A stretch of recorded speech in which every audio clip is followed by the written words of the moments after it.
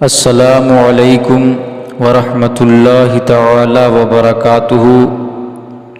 حضرات گرامی، آج آپ حضرات سنیں گے امام حسین رضی اللہ تعالی عنہ کی مدینہ منورہ سے جدائی۔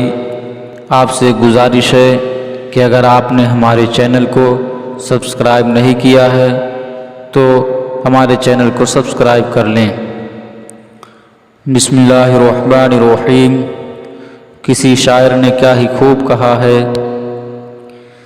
دی پناہی کا شرف کس کو ملا ہے، دی پناہی کا شرف کس کو ملا ہے، یہ کس کا لقب ہے جو سر عرش لکھا ہے، اجمیر کے خواجہ نے یہ سچ خوب کہا ہے، اجمیر کے خواجہ نے یہ سچ خوب کہا ہے، لا ریب کی شبیر ہی کلمے کی بقا ہے، لا ریب کی شبیر ہی کلمے کی بقا ہے۔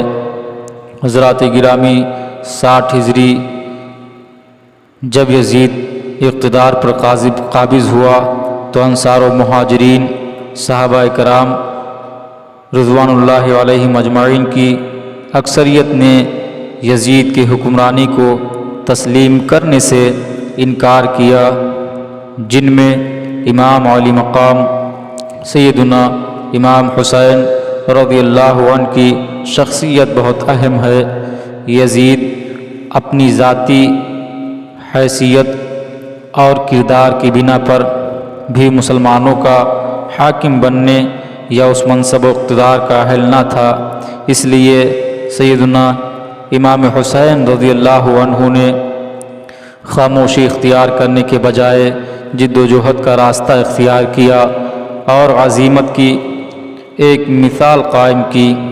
یزید نے والی مدینہ ولید بن عتبہ کو خط لکھا کہ سیدنا امام حسین علیہ السلام سے بیعت لے، جبکہ امام علی مقام رضی اللہ عنہ نے حکمت کے تحت چند دنوں کی مہلت مانگی، اور اس کے بعد سیدنا امام حسین رضی اللہ عنہ اپنے خاندان کے افراد کو آنے والے حالات کا سامنا کرنے کے لیے ذہنی طور پر تیار کیا، اور دین کے لیے نبی کریم صلی اللہ علیہ وسلم کے محبوب و مقدس شہر کو چھوڑنے کا فیصلہ کیا، اور جس روز صبح روانہ ہونا تھا اس رات سیدنا امام حسین رضی اللہ تعالی عنہ اپنے نانا جان سرور دو جہاں صلی اللہ علیہ وسلم کے روضہ اقدس اپنی والدہ محترمہ سیدہ طیبہ طاہرہ رضی اللہ تعالی عنہ، اپنے بڑے بھائی سیدنا امام حسین رضی اللہ تعالی عنہ اور جنت البقیع میں مدفون تمام صحابہ کرام کی بارگاہ میں ہدیہ اسلام پیش کرنے رات کی گھڑیاں صرف کی۔ بالآخر 28 رجب المرجب 60 ہجری کو 82 افراد پر مشتمل قافلہ سیدنا امام حسین رضی اللہ عنہ کی قیادت میں مدینہ منورہ کو خیر آباد کہہ کر مکہ مکرمہ کے لیے روانہ ہوا۔ یہ سفر دراصل ان نفوسان قدسیہ کہ سفر کربلا کا نقطۂ آغاز تھا۔ کتب تاریخ و احوال کا تفصیلی مطالعہ کیا جائے تو معلوم ہوگا کہ اس سفر کے وقت آپ کے دل کی کیفیت کا عالم کیا تھا۔ سیدنا امام حسین رضی اللہ عنہ نے مدینہ منورہ سے مکہ مکرمہ ہجرت کا فیصلہ کر لیا تھا، پھر ایک رات اپنے اہل و عیال اور عزیز و اقارب کو لے کر سامان سفر باندھ لیا۔ مسجد نبوی شریف روضہ رسول صلی اللہ علیہ وسلم پر حاضر ہوئے، نوافل ادا کر کے جو ہی چہرہ اقدس کی طرف پہنچے دست بستہ سلام عرض کیا، بے ساختہ آنکھوں سے اشک جاری ہو گئے۔ جوار رسول صلی اللہ علیہ وسلم سے دوری اور مدینہ منورہ سے جدائی کے غم انگیز خیال نے آپ پر رقت طاری کر دی۔ زندگی میں ہر شخص کو کسی نہ کسی رنگ میں جدائی کے کرب سے گزرنا پڑتا ہے۔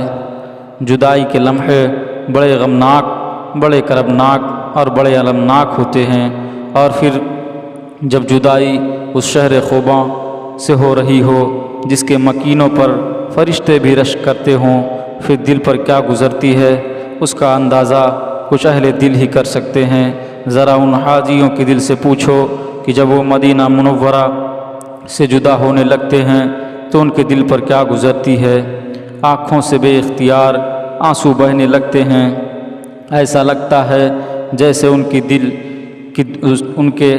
दुनिया ही उजड़ गई हो। दिल टूट सा जाता है, पैर भी बोझ उठाने से इनकार कर देता है, उससे चला नहीं जाता। ऐसा लगता है जैसे किसी ने बेड़ियों में जकड़ दिया हो। आँखें गुम्मद महबूब सल्लल्लाहु अलैहि वसल्लम से हटने का नाम नहीं लेती। दिल की हर धड़कन से आवाज़ आती है कि शहर महबूब सल्लल्लाहु अलैहि वसल्लम को जी भर के देख ले।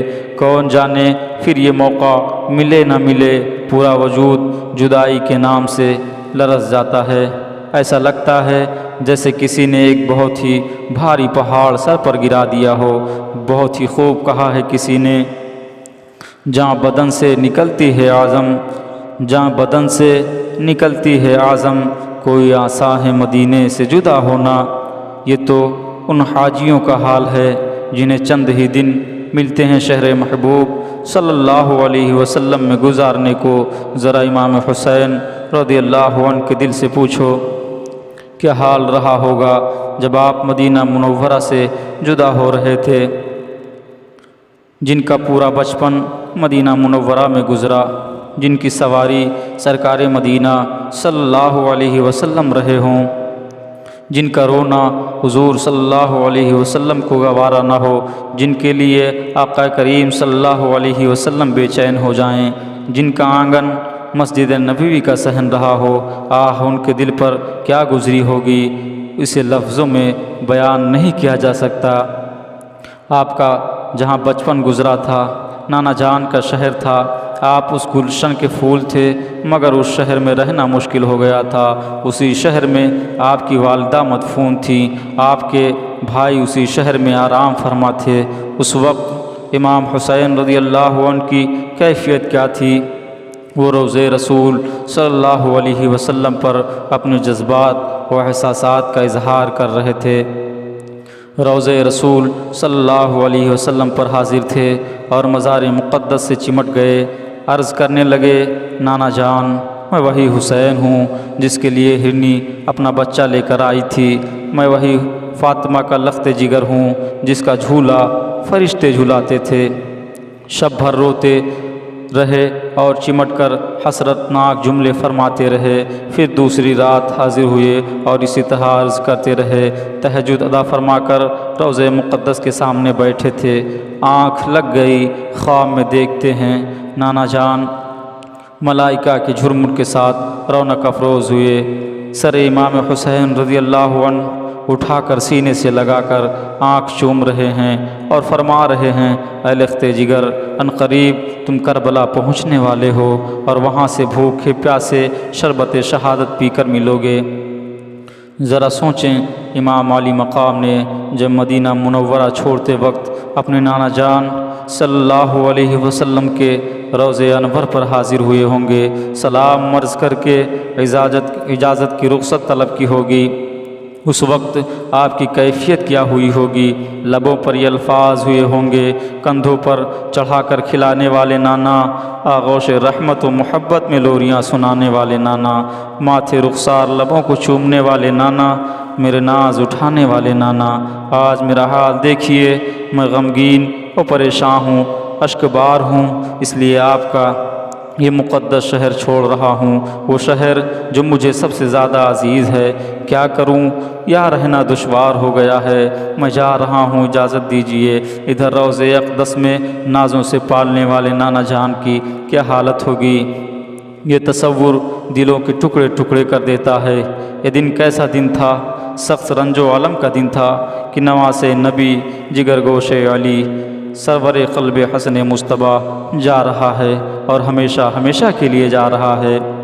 ज़रात गिरामी, अलगरज़ امام علی مقام چند نفوس قدسیہ کے ساتھ مدینہ منورہ کو ہمیشہ ہمیش کے لیے چھوڑ دیا۔ کسی شاعر نے کیا ہی خوب کہا ہے، چھوڑ کر اب تیرا آستانہ کربلا جا رہا ہوں میں نانا، چھوڑ کر اب تیرا آستانہ کربلا جا رہا ہوں میں نانا، اپنا وعدہ ہے مجھ کو نبھانا، کربلا جا رہا ہوں میں نانا۔ اور اس طرح امام حسین رضی اللہ عنہ مکے کے لیے روانہ ہو گئے۔